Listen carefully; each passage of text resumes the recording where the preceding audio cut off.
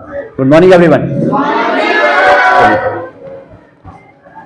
स्वागत है आप लोगों का कक्षा 7 की गणित की कक्षा में। आज हम लोग देखिए इकाई 6 रेखीय समीकरण पे, ये आपका दूसरा लेक्चर है।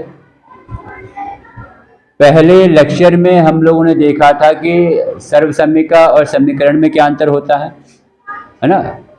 और ये हमने समीकरण के बारे में हम लोग कक्षा 6 में ही पढ़ चुके हैं। ठीक है, रेखीय समीकरण को हम लोगों ने हल किया था तुला विधि से। हाँ, अब इसके बारे में बात करते हैं। रेखीय समीकरण में क्या दो चीज बताई गई थी, किसी को याद है? हाँ, बायां पक्ष और दायां पक्ष होता है। मतलब क्या हो गया उसमें? पहली बात यह है कि उसमें समता का चिन्ह होगा। दो पक्ष होंगे और दो पक्ष में क्या होगा बेटा?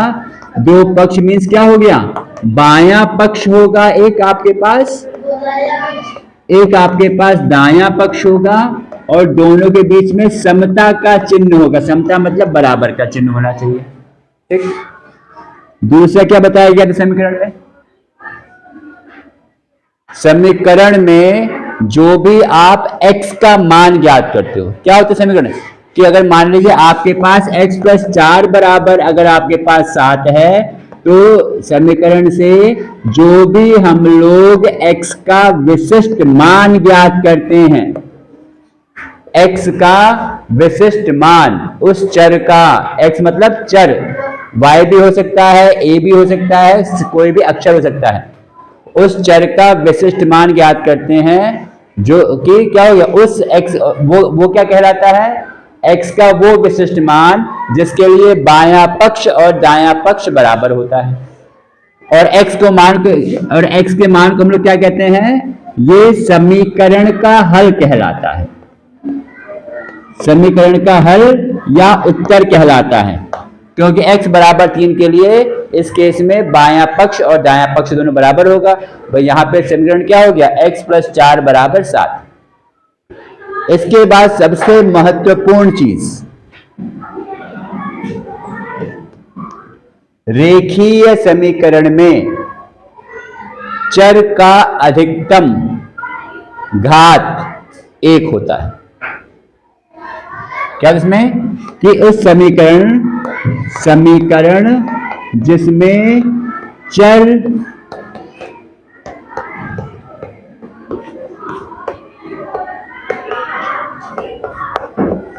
की या अधिकतम घात, ये समझ में तो नहीं आ रहा बेटा?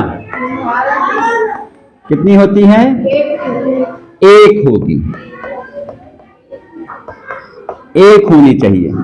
जैसे पहली बात x + 4 = 7 जो दिया है वहां पे, है ना। 2x + 6 = 11, यहां पे x के मान कैसा? ये रेखीय समीकरण है। अब देखो इसमें से कौन से रेखीय समीकरण है, कौन से रेखीय समीकरण नहीं है। अब इसको अब ये आप लोग को बताना है।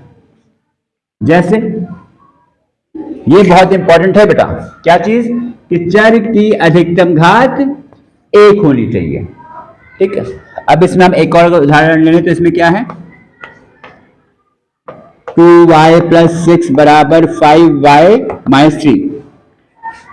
इन दोनों में क्या खासियत है? बाएं पक्ष में भी चर है, यहां पे दाएं पक्ष में भी चर है। बाएं पक्ष में चर क्या है भाई? दाएं पक्ष में भी चर है, लेकिन दोनों की घात क्या है? चर की 1। यहां पे x की घात क्या? 1। तो यानी ये आपके पास रेखीय समीकरण है। ठीक है। अब जैसे हम यहां पे कहते हैं, अगर आपके पास 11 + 3 = 14, क्या ये समीकरण है? नहीं। पहला प्रश्न है, समीकरण है? रेखीय समीकरण है? भाई बराबर का चिन्ह है तो कह सकते हैं चलो समीकरण है, इक्वेशन बन रही है। लेकिन ये आपके पास रेखीय समीकरण नहीं है, क्योंकि यहां पे चर नहीं है। तो ये क्या है? रेखीय समीकरण नहीं है, क्योंकि इसमें चर नहीं है। दूसरा केस 2x² + 6 = कह दीजिए यहां पे है 10, क्या ये आपके पास रेखीय समीकरण है? नहीं, क्यों नहीं है? क्योंकि इसमें चर की घात 2 है और हमने क्या कहा है कि उस समीकरण में चर की घात 1 ही होनी चाहिए। यहाँ पे ये घात समझते हो ना, हम लोग पाठ कर चुके हैं कक्षा 7 में घातांक। साथ में तो किया है घातांक, है ना? तो ये घात इसकी 1 होनी चाहिए। सही है, बहुत इंपॉर्टेंट चीज कि यहाँ पे घात 1। अब इसको रेखीय समीकरण, ये आगे वाली आने वाली कक्षाओं में है, इसको हम रेखीय समीकरण इसलिए कहते हैं तो जो भी आपके पास इक्वेशन दी है, जो भी समीकरण दी है, चाहे आपके पास एक चर में हो चाहे दो चर में हो, मीन्स चाहे एक वेरिएबल में हो चाहे दो वेरिएबल में हो, जब इसको ग्राफ पे प्लॉट करते हैं, ग्राफ अगर जानते हो, ग्राफ पे प्लॉट करेंगे तो एक सीधी रेखा आती है ना? ग्राफ पे अगर इसको प्लॉट करोगे तो क्या हो गया, ये एक सीधी रेखा आती है। जैसे यहाँ पे हम कह दें, अब यहाँ पे मैं थोड़ा दूसरी दिशा में जा रहा हूँ जो आप लोग के पास नहीं है, तो फिर आगे फिर कभी बताएंगे इसको। ये y = x है, ये क्या समीकरण है? ये रेखीय समीकरण है, ये रेखीय समीकरण है क्योंकि दोनों चर की अधिकतम घात 1 है। देखिए इसमें दो वेरिएबल आ गए, इसमें दो चर आ गए हैं, अभी ये आपके कोर्स में नहीं है। ठीक है, अभी तक मैंने क्या बताया, देखो रेखीय समीकरण में क्या होगा, पहली बात समता का चिन्ह होगा।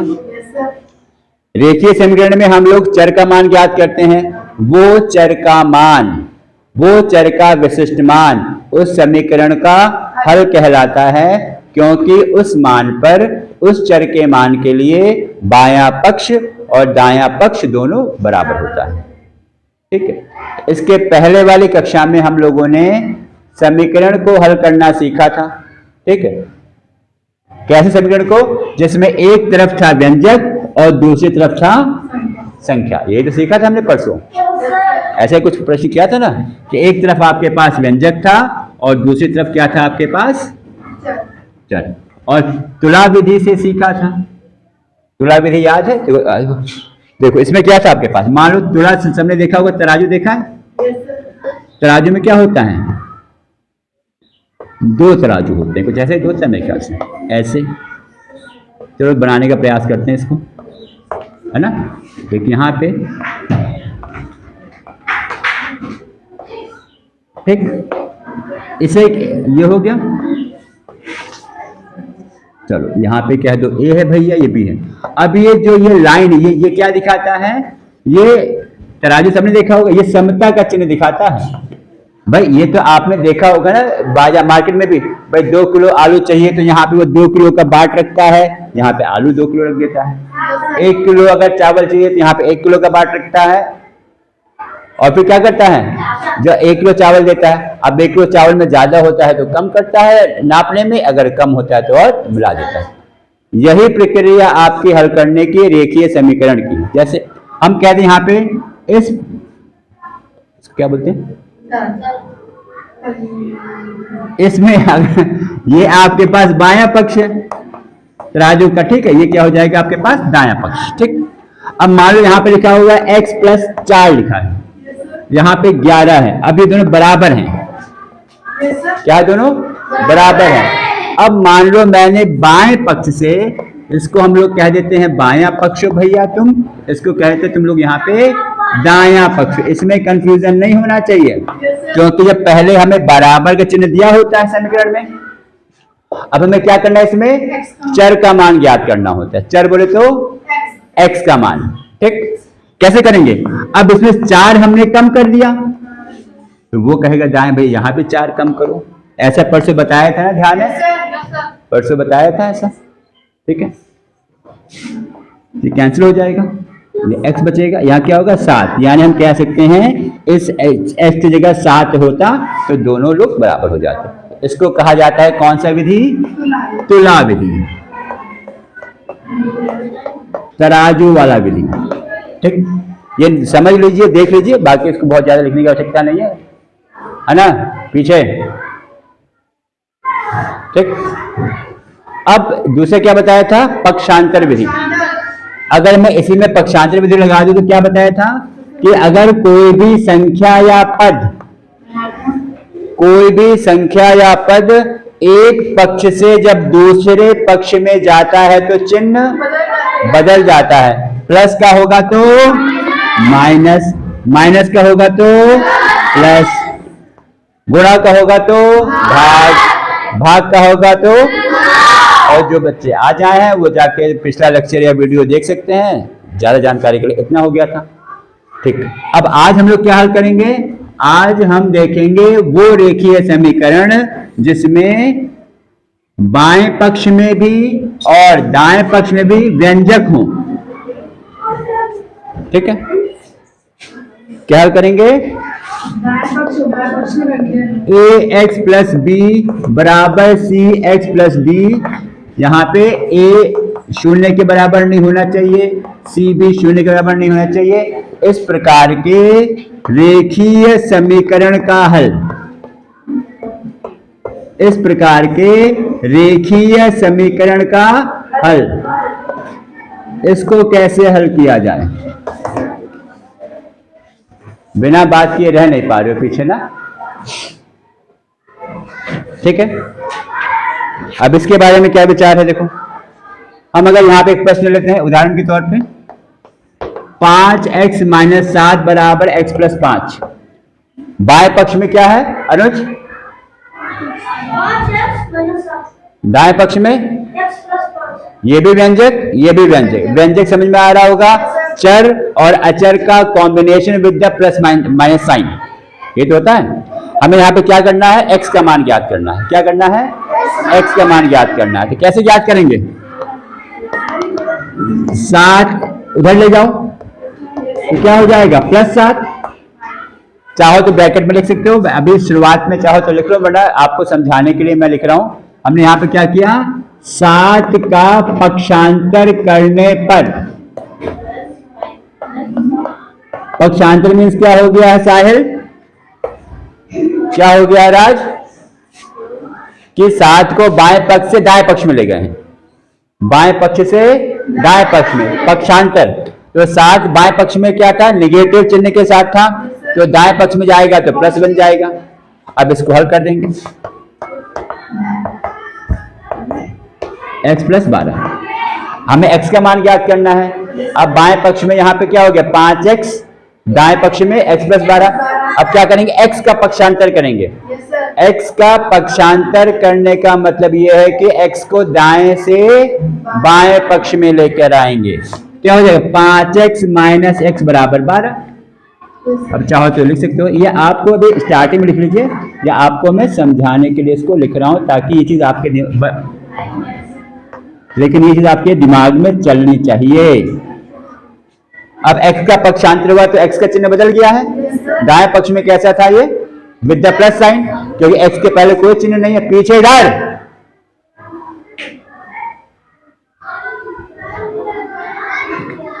यहां पे जब x का यहां पे जब चिन्ह बदलोगे तो क्या हो जाएगा? x का जब पक्ष बदलोगे तो x का चिन्ह बदल जाएगा। x के पहले कोई भी चिन्ह नहीं है तो ये विद द प्लस साइन है, बाएं पक्ष में आएगा विद द माइनस साइन हो जाएगा। चाहे बराबर, ये क्या हो? x क्या हो जाएगा यहाँ पे? 12/4, क्योंकि यहाँ पे हमने क्या किया है? 4 का पक्षांतर किया है। जिनको नहीं पढ़ना है तो कम से कम बाकी लोग को पढ़ने दे। फिर 4 का पक्षांतर करने पर मतलब क्या हो गया? 4 बाएं पक्ष में गुणा हो रहा था तो दाएं पक्ष में आके भाग में हो जाएगा। अब भिन्न का सरलीकरण तो आता है, 4 एकम 4, 4 तिया 12, x बराबर हो जाएगा यहाँ पे 3। x बराबर 3 क्या हो गया?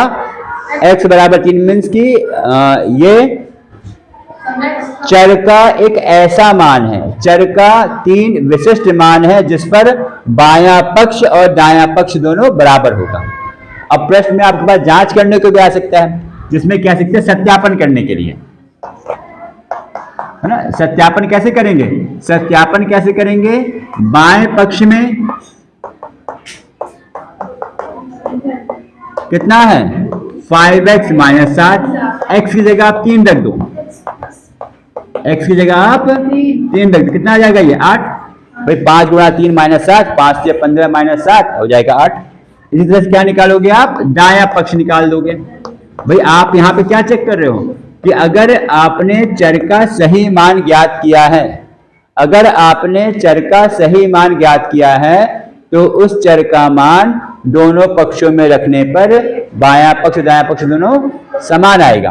यहाँ पे दाएं पक्ष में क्या था, x प्लस 5, यही तो है, x प्लस 5, x का मान 3 रख दीजिए, कितना आ जाएगा 8। तो यहाँ पे क्या कह सकते हैं, अतः बायां पक्ष बराबर दायां पक्ष है ना, क्योंकि बायां पक्ष और दायां पक्ष कैसा है, बराबर है, अतः प्राप्त हल सही है। और भी इसी प्रकार के काफी प्रश्न हैं कि बस आपको यह ध्यान रखना है कि रेखीय समीकरण चर की घात 1 होती है, ठीक है। पक्षांतर करने पर, पक्षांतर मतलब ये हो गया यदि कोई संख्या या कोई पद एक पक्ष से दूसरे पक्ष में, चाहे बाएं से दाएं में ले जाओ, चाहे दाएं से बाएं में ले जाओ, तो चिन्ह बदल जाता है, उस संख्या का, उस पद का चिन्ह बदल जाता है। कैसे बदलता है, अगर प्लस में होगा तो ये हो जाएगा माइनस में, अगर माइनस में होगा तो हो जाएगा प्लस में, अगर यहाँ पे गुणा में होगा तो जब पक्ष बदलोगे तो हो जाएगा भाग में, अगर भाग में होगा एक पक्ष में तो दूसरे पक्ष में जाके गुणा हो जाएगा। चिन्ह बदलना मतलब यही होता है। समीकरण हल करने का मतलब क्या हो गया कि आपको चर का मान ज्ञात करना है, चर का वो विशिष्ट मान जिसके लिए बायां पक्ष दायां पक्ष कैसा होगा, बराबर होगा, और उसको हम लोग क्या कहते हैं, समीकरण का हल। समीकरण का हल अभी आपके पास शुरुआत की एक्सरसाइज में, बल्कि पहली एक्सरसाइज में ही, हाँ पहली एक्सरसाइज में ही आपको समीकरण दिया हुआ है, ठीक है। फिर दूसरी एक्सरसाइज में आपको जो कंडीशन दी होगी उसके हिसाब से समीकरण बना के तब हल करना है, ठीक है। तो इस पर आधारित आप जाके घर पे प्रश्न करिएगा, अभ्यास 6A। कोई अगर समस्या होती है तो अगली कक्षा में पूछिएगा। आप लोग बहुत खुश रहिए, स्वस्थ रहिए और अच्छे से पढ़िए, और पढ़ना है, ठीक है। खुश रहिए, स्वस्थ रहिए। फिर मिलते हैं अगले वीडियो में। धन्यवाद।